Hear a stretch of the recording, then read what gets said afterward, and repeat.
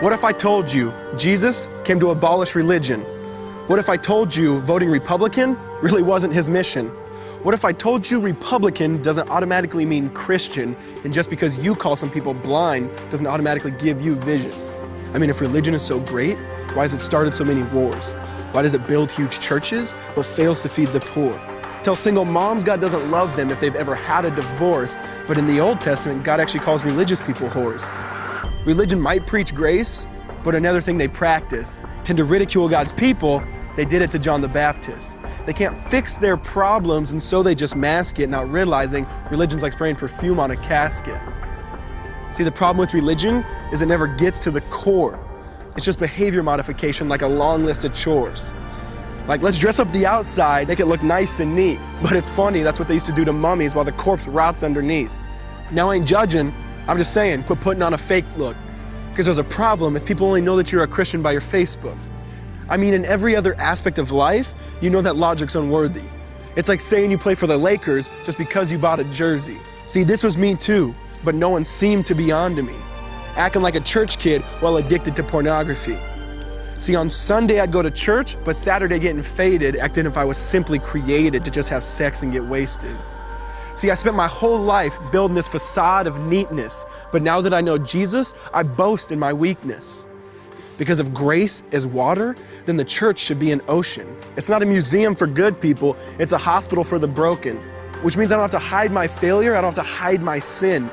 Because it doesn't depend on me, it depends on Him. See, because when I was God's enemy, and certainly not a fan, He looked down and said, I want that man. Which is why Jesus hated religion, and for it He called them fools. Don't you see so much better than just following some rules?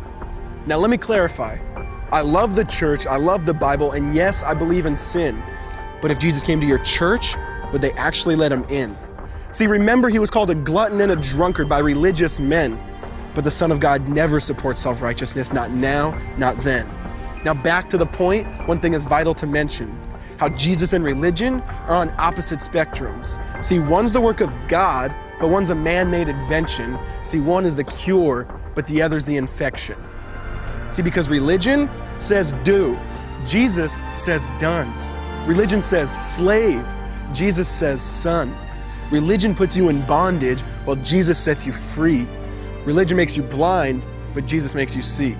And that's why religion and Jesus are two different clans. Religion is man searching for God, Christianity is God searching for man.